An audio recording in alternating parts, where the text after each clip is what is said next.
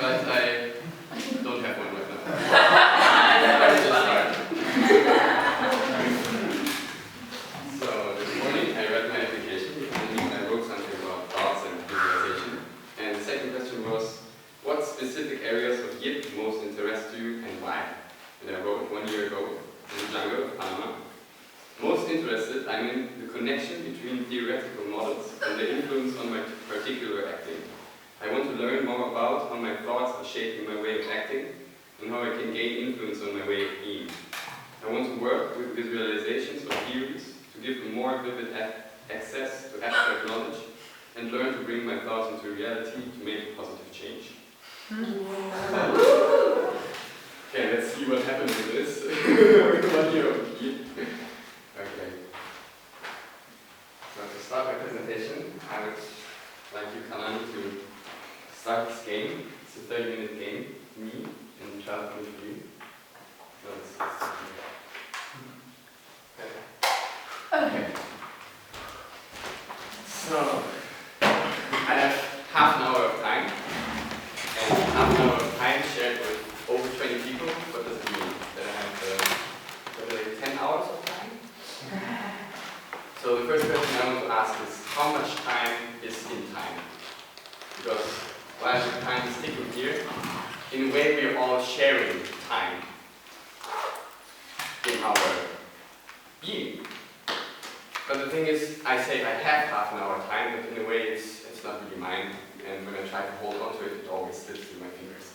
It's really hard to get. It's a tricky thing this time, because it always disappears again. It's like, it's right now, it's here, but then it becomes the past. And I try to get it in the future, and again, it slips away. It's a really tricky thing. And I remember one day I was sitting in my room and waiting for the future.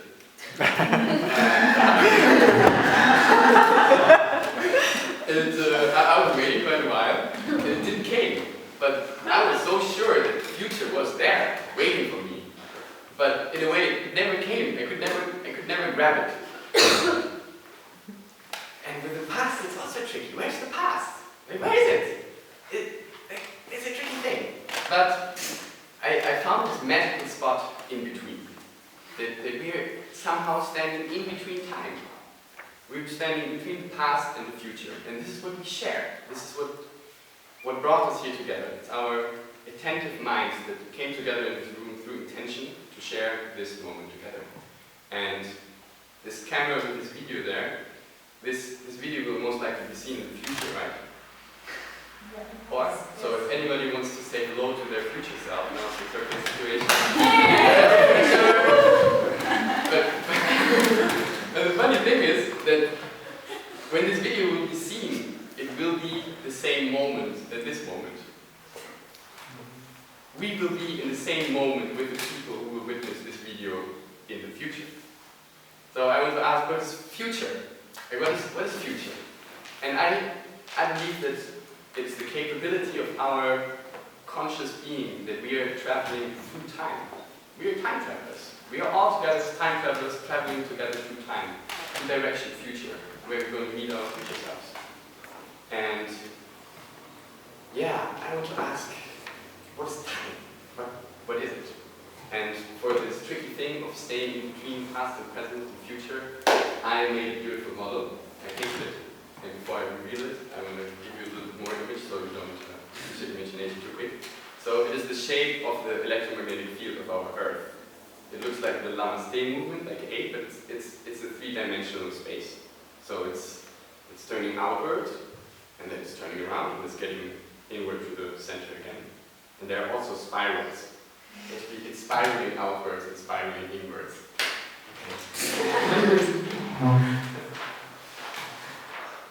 Ta-da! So, the interesting thing that I'm interested in is this middle point in the middle. And what I see is that impression and expression is a really interesting pair of, because I'm perceiving the world through my intention, and I'm acting towards the world with my expressions. And the way I perceive is not so free. And the way how I act is also not so free, but it's this point in the middle where I start acting out of the impressions that I get. I start taking my intention out of my attention. And the same as the future as it's perceiving is getting part of the past, it's that our expressions become our impressions. So this should be the timeline as we're moving through time, in which we perceive the world and acting towards it. And what I'm interested in is, what am I in this middle? What am I when I say I am? What am I? Am I what I perceive? When I look in the mirror and I see my body, am I what I think? And I can see my thoughts and I think I'm my thoughts? Or my feelings? But what am I? And what I found as the key point that I want to refer to when I say I am, is this point in the middle, where I take all this information, what I see in the world, what I think, what I feel, and out of this point where everything relates, it's the point where all the impressions come to, and out of which I give my expressions to the world. And it's this point that I want to discover. But like they say in peer review, they call it a blind spot, because you can't really see it. The point where your intention comes from is really tricky to get. It's like, because it's the point from which you see in the world. It's the point from which I'm witnessing the world, and it's not so easy to define or to find. And I want to change this terminology a little bit, because I think blind spot sounds a little bit lame for this coolest spot in my existence. So I want to call it the magic spot, or the G-spot of existence. Okay, so what we're going to do in this talk is I want to try to explore a little bit of the... Felix, I want to explore the impression part. So how do I perceive the world? I want to get a little bit into the structure of perception, because I see it's very symmetrical, this pattern here. And I think if we start understanding a little bit of the structure, we can get a deeper insight in what's actually giving us this amazing opportunity of freedom and intention to give to the world. So, yeah, we're going to look at this part, but first I want to introduce a thought or a structure of something that became really dear to me. And is this one. Okay. So the idea behind it is when I ask myself, because it's an old question, where does intention come from?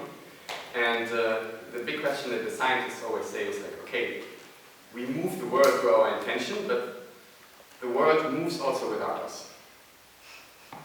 The stars are turning, everything is moving without us. So what is it that we move, or are we actually moved by the world? And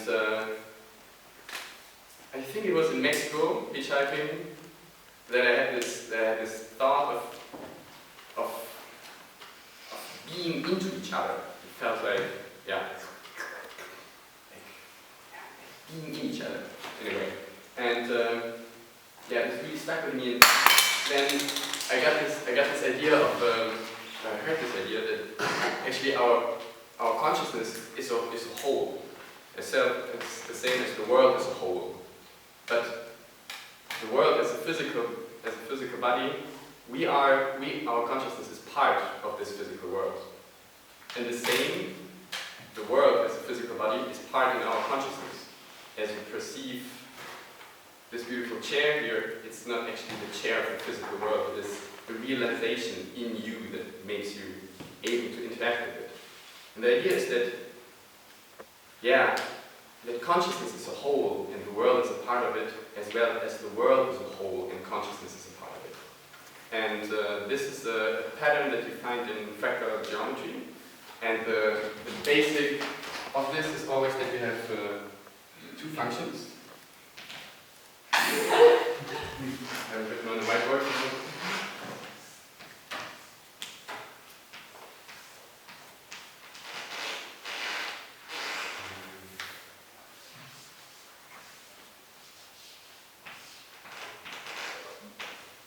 So the idea is that you have one function that is working on its own, and the outcome you put into another function that is again changing the structure, and have another outcome which you then put again into the first one. And you repeat this over and over and over again. And they call it in French Germany, they call it iteration. So it means you repeat the same step over and over again. I would call this iteration time. And we're, in a way, through time, we are a whole now. We are a whole, and at the same time a part of something else. As well as we have parts in us that are on their own whole again, for them. And the words that I want to use for this is the unities and pluralities. So the unity is the whole, and the plurality is the part that is in the other in relation to its own wholeness. We're going to come to that later. Okay, so I developed this beautiful model that I'm getting a little bit sick of right now, doing a week of myself. And now this is only the perceptive part without the magical part. And I found three really different, three really different things that are like unity on their own, but in a way also expressed through pluralities in the others. And the first thing are the things that we see. The things that we see, we can't think them, or we can't feel them. They are a unity on their own. They are representing the physical world with their physical body. The second are our thoughts. Our thoughts are, they are a thing on their own. They are not made of the same substance as the things around us. And we can't really see them or feel them. And the same with our feelings. I think our feelings are also really different from this. And it took me some time to realize it, that I'm not actually made out of things and thoughts, but there's this whole dimension of feeling that gives a depth and a temperature or warmth to the things. But at the same time, these things are also pluralities, which means that my thoughts are expressed in the way I see it. So when you think about something, you see it through the qualities of the physical world. And you also feel it. You can feel your thoughts. And we think, the first one is see. So we see through our thoughts. So the world around us is not simply qualities. We see through our understanding and through our feeling. We think through our seeing and our feeling, and we feel through our thinking and through our seeing. So, I think I talked a lot about the unity. Let's see it as, okay, I think we have to talk more about unities, because otherwise it doesn't make sense for you. So, the physical world, we did this a lot, so you look at the physical world as their qualities. Without their understanding, there is a unity of essentially impressions that you see. The second one, the world of thoughts or concepts, is a little bit more difficult to grasp, but it's good to get a perspective on them, to get a deeper understanding of your own understanding. So whoever wants, you can do a little thought experiment. You can close your eyes. And you all imagine a chair. And you really look at how the chair looks like, which color it has, temperature, how it sounds. And now you imagine a second chair next to it that is completely different. Different color, different temperature, texture, everything. And then a third one. If you want, you can put a fourth one next to it. But the thing is, you can do this for an infinite amount of time. There are an infinite amount of chairs that you can think. What's holding them all together is their category of a chair. So this is another perspective of seeing your thinking without the qualities in it. So there is something that gives understanding. And it's also part of a unity. Because to think the concept of a chair, you also have to know that somebody can sit on it. Somebody who sits is maybe living on the planet, and the planet is turning around the sun. So the thing is, we have a whole unity of understanding in us that's forming a whole unique world in its own. But at the same time, we're using the pluralities to interfere with this unity of this physical world.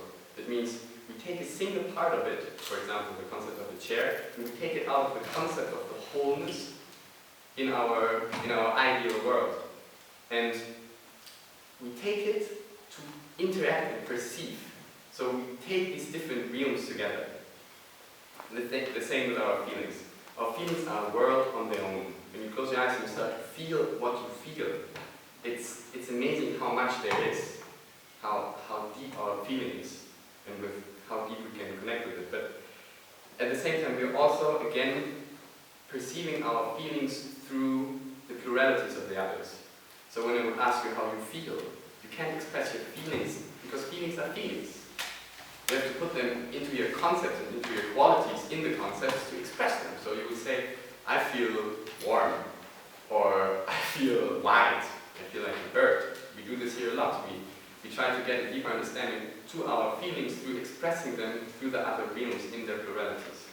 And this is how we get a deeper access to these unities, through expressing them in the other as the parts.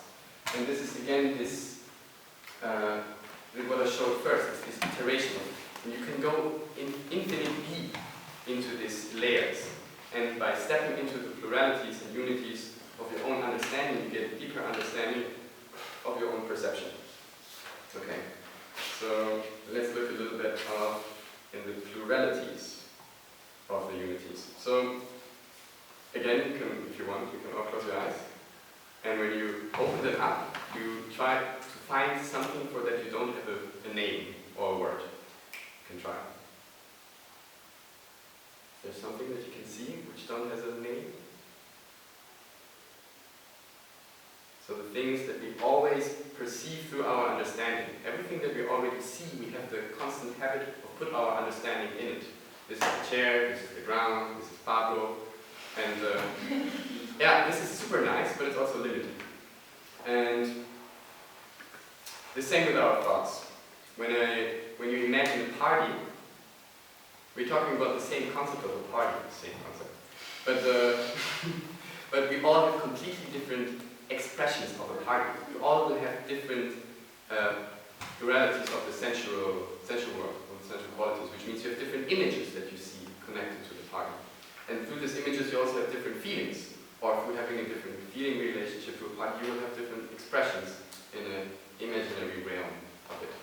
And when we want to get closer together in our understandings, we want to meet, we somehow have to be aware that the platform of our communication is a thing that at first looks really obvious. We think a party is a party, and a chair is a chair, but there are big differences in how we perceive the things. And it is the art of sharing your perception with others to come closer together. And also be aware that your perception is not limited by how it is for you. But I want to talk about this later. Okay, so the next thing is that, this is too technical.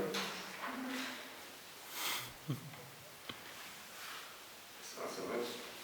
Okay, so the thing is, things are very modifiable in this realm of moving in your thinking. That means when you see this chair, you can change your physical identity. So you're looking for a chair, you can't find a chair, but then you realize actually the ground is also a chair. So you take the concept and you also put it on the ground, and you understand the ground as a chair. It can be really helpful to find chairs, or sleeping places, or whatever. The second thing is, when we're moving in the physical realm, we can modify the category. So that means this is at the moment a chair, so I'm looking for a ladder, so I change my understanding and make it to a ladder. Super nice, super practical. The second one is the emotional modification. That means when I think Neil farted on it and I feel really bad with this chair, but then I found out that it's actually another chair that he farted on, and then suddenly I feel really. So the thing is that we can start to understand how we form our perception. The same with our thoughts. When we think about England, and we only think about England as the Queen and fish and chips and white cliffs of Dover, it's no wonder that we don't like it. So when somebody asks you if you want to go to England, you say, no, I don't like it, you can start asking yourself, okay, what kind of images do I have in my England that makes me not liking it? It's really interesting when you start stepping into your own understandings, or why you are afraid of things, or why you don't like things, or see what kind of weird understandings you project into things around you. And you really can start to get to know yourself by just looking at random things. Because in a way we always think our whole unity of the collection of all these unities in every little single detail. This is why you can sit at a river and start just getting deeper and deeper into your perception. You get to know yourself better, and it's helpful. And yeah, then you can also do like emotional modification, where you start realizing that the physical pluralities are changeable and the categorical, and then you can get a deeper relationship to your things. Okay, but why is this interesting for a philosopher? Because this, oh, I totally forgot to, anyway. The thing is, this is the physical world, these are our emotions, these are our categories. Our qualities are always expressed in these pluralities in the other realms, and because it's a fractal, you can go in every of these parts and we will find a repeating pattern over and over again in it. Makes sense, right? And so there are like basic contradictions between these dimensions, because in a way they make a really cool tension field in which we live and interact with the world, but in a way they don't go together so well. So the superpower of this part is a generalization. What's that part again? The rational part. You're thinking categories of a chair. When you say a chair, it's like a general chair. You can think infinite amounts of chairs. It's yeah. This one is like the superpower is like a special. It's like a photo. You can science does it. Math. And yeah, this feeling, this is more connecting us to our humanness, like what makes us real. And yeah, when you see as many swans as you've ever seen, they are all white. You can never say all swans are white. If you want to make like a general category of swans, there will always be a tension. If you say like French people like baguette, you will always be wrong because not every French person likes baguette. So in general, at the moment you use a general category to describe something special, it won't work. It won't probably work. You can move analytically in these things. You can say French people are living in France. Then it makes sense because French people, that they live in France is part of the category in itself. The same when you say this chair, or this chair represents already a category, but brown, warm, and so on. It's also analytical because the brownness and the temperature and the texture is all in the physical body itself. So there's no contradiction. But the moment you say this is a chair, you get into structures. It's physical. The same with the physical realm and the emotions. A chair will never be an emotion. And the emotion can never be expressed through a word or a chair or whatever. But artists know how to deal with this. In a way, they paint something in the physical realm and I can feel it. And that's awesome. So these things are really contradictory, but in a way we use it every day. Every day we talk about chairs and like general things, even though it's not really going together. And really interesting is when you look at your feelings, how we describe our feelings. Because we use so many categories and images to describe our feelings, they get really mixed up. I think this is the most interesting part to start understanding how your feelings are interrelated with weird fears of generalizations that there's not enough. Whatever, it gets really interesting. So all of these things also have like different argumentations that go really well when you separate them from each other, but when you take them together, it gets tricky and nice. So there's a problem with dishes. So now we're in conflict transformation.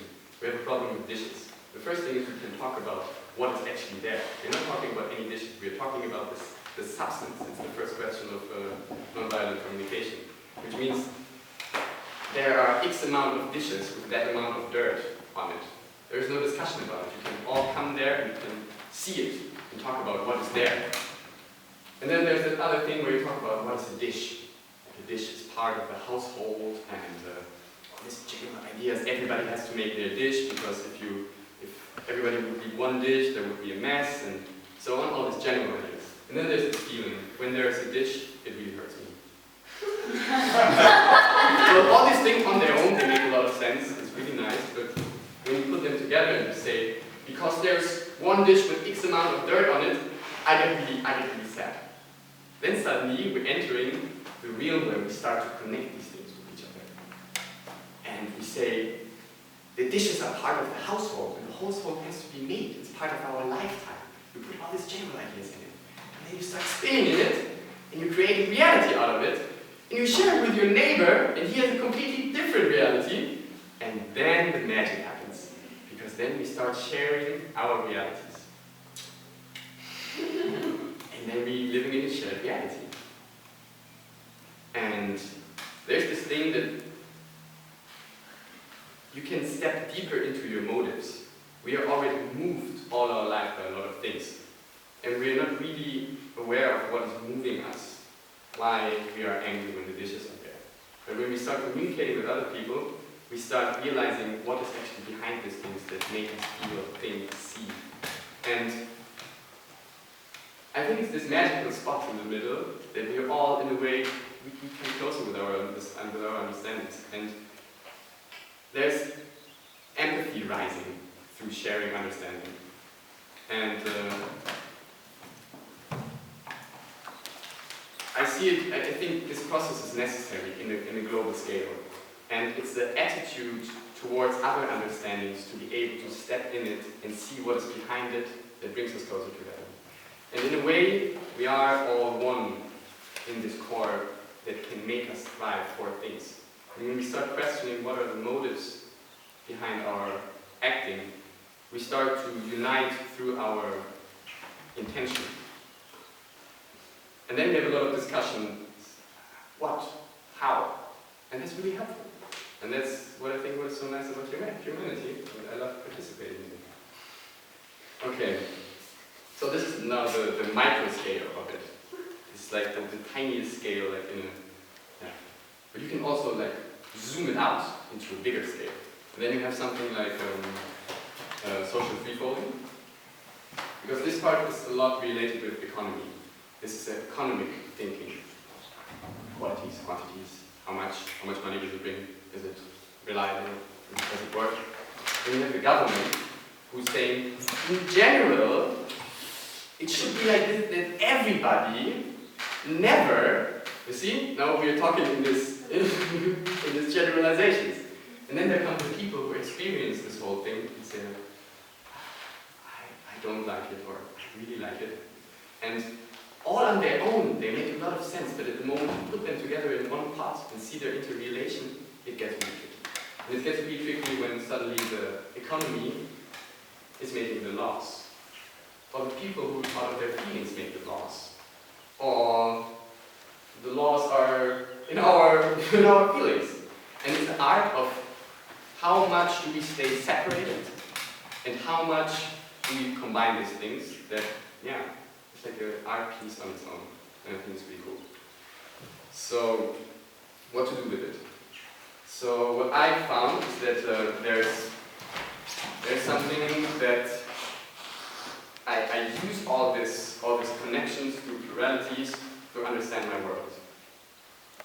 But there is something inside of me that is able to let go of all of these connections and let the things just be what they want to be. And this means perceiving the world without immediately understanding it or feeling towards it. And this don't mean not to think or not to feel. It just means to hold on all these constant projections for a while, to think in your thinking for a while, to perceive in your realm of perceiving for a while, and feel the wholeness of your feelings. And out of this space, we bring these connections together again. And it's this movement of bringing these things together and then letting go of them, which I see represented in Hegel's dialectic. And I try to figure out like, how to describe it in my ways, but it's this thing of holding on to your knowledge with the attitude of letting go of it again. This means when I know that it's a chair, it is good to know that it's a chair, but only for a reason. And I have to be able to let go